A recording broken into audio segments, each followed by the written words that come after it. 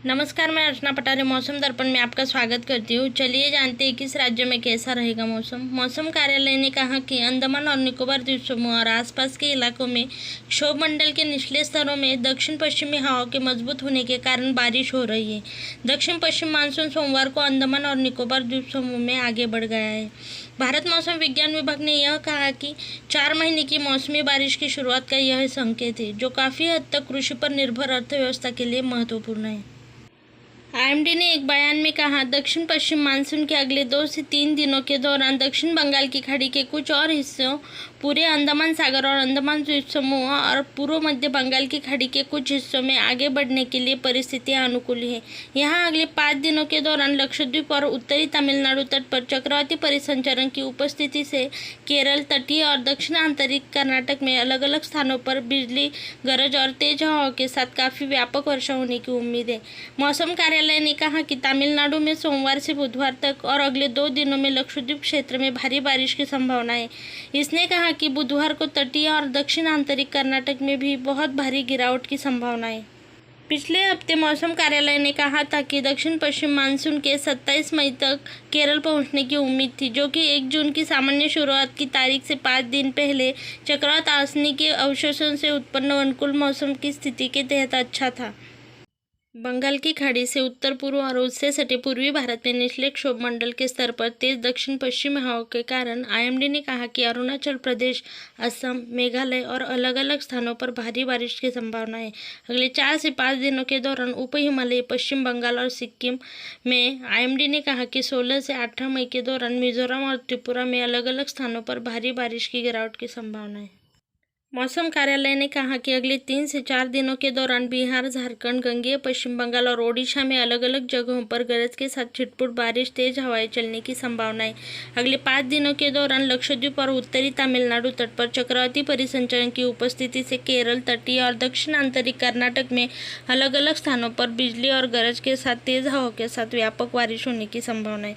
16 मई से 18 मई तक तमिलनाडु और 16 मई से 17 मई तक लक्षद्वीप क्षेत्र में भी भारी बारिश की संभावना है। मौसम कार्यालय ने कहा कि 16 और 17 मई को जम्मू कश्मीर, हिमाचल प्रदेश और उत्तराखंड में गरज के साथ हल्की मध्यम वर्षा के साथ हल्की बारिश होने की संभावना है। इसने कहा 16 मई और 17 मई को पंजाब, हरियाणा, उत्तर प्रदेश और राजस्थान में गरज, बिजली, तेज हवाओं के साथ अलग अलग स्थानों पर हल्की बारिश होने की संभावना है। भारत मौसम विज्ञान विभाग ने सोमवार को यह भी कहा कि राष्ट्रीय राजधानी और अन्य उत्तर भारतीय राज्यों में चल रही गर्मी 17 मई से अगले 4 दिनों तक समाप्त हो जाएगी। आईएमडी के वरिष्ठ वैज्ञानिक आर.के. जैनमनी ने बताया कि कल की गर्मी सबसे भीषण थी, चरम खत्म हो गया है। आज हम राजस्थान, पंजाब, हरियाणा, दिल्ली और मध्य प्रदेश में 3 से 4 डिग्री की गिरावट दर्ज कर रहे हैं। उन्होंने कहा, दिल्ली में सफदरजंग में अधिकतम तापमान 43 डिग्री सेल्सियस दर्ज किया जा सकता है। जैसे ही पश्चिमी विक्षोभ आगे आएगा, कल तक एक बड़े क्षेत्र में लू थम जाएगी। राजस्थान में तेज गर्मी से तप रहे लोगों के लिए राहत की खबर ये है कि इस बार मानसून समय से पहले आने की संभावना है। मौसम केंद्र दिल्ली ने भारत में दक्षिणी पश्चिम मानसून के केरल में आने की संभावित तारीख घोषित कर दी है। मौसम विशेषज्ञों के अनुसार केरल में मानसून के आने के बाद राजस्थान तक इसके पहुंचने में औसतन 20 या 22 दिन का समय लगता है। इसलिए संभावना है कि राजस्थान में मानसून समय से 1 हफ्ता पहले 16 से 18 जून के बीच आ सकता है। हालांकि प्री मानसून के कारण कुछ पहले भी राहत मिल सकती है। वही आसानी साइक्लोन की वजह से 16 मई से मध्य प्रदेश में भी प्री मानसून दस्तक दे सकता है। इस बार मानसून भोपाल, इंदौर, नर्मदापुरम और उज्जैन संभागों में ज़्यादा मेहरबान रहेगा। जबलपुर और सागर संभाग में यह सामान्य रहेगा। वैसे मध्य प्रदेश में मानसून के आने का समय पहले 10 जून था, लेकिन कुछ सालों से इसके देरी से आने के कारण अब 15 से 16 जून तय किया गया है। कोई अड़चन नहीं आती है तो ऐसी स्थिति में मानसून के मध्य प्रदेश में 15 से 16 जून तक आने की संभावना है। भोपाल में यह 20 जून के आसपास पहुंचेगा। जून में तापमान ज़्यादा नहीं बढ़ेगा। दिल्ली एनसीआर में मानसून जून के दूसरे सप्ताह दस्तक दे सकता है। हालांकि दिल्ली में मानसून आने की तारीख 27 जून होती है। वही इस बार मानसून दिल्ली एनसीआर में जल्दी दस्तक दे दे तो कोई नई बात नहीं होगी। 2021 में भी मानसून ने कुछ दिन पहले ही दस्तक दे दी थी, लेकिन इसके बाद धीमा पड़ गया। आईएमडी के मुताबिक देश की राजधानी दिल्ली और एनसीआर आमतौर पर मानसून 26 से 27 जून तक पहुँच ही जाता है, लेकिन इस बार महीने के अंत तक बारिश हो सकती है।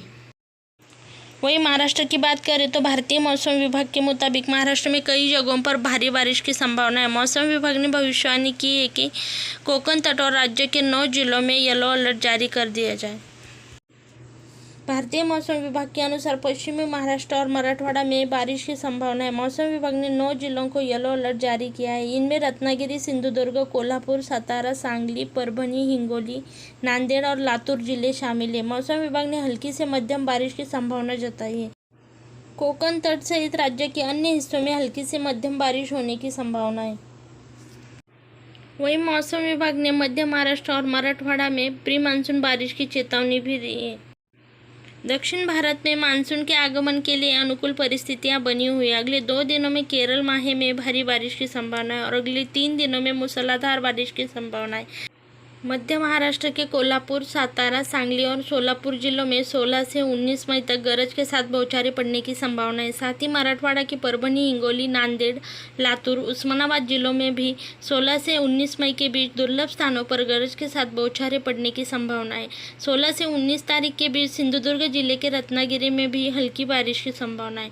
मौसम विभाग ने 16 से 19 मई तक विदर्भ के कुछ हिस्सों में लू और विरल स्थानों पर भारी बारिश की संभावना जताई है।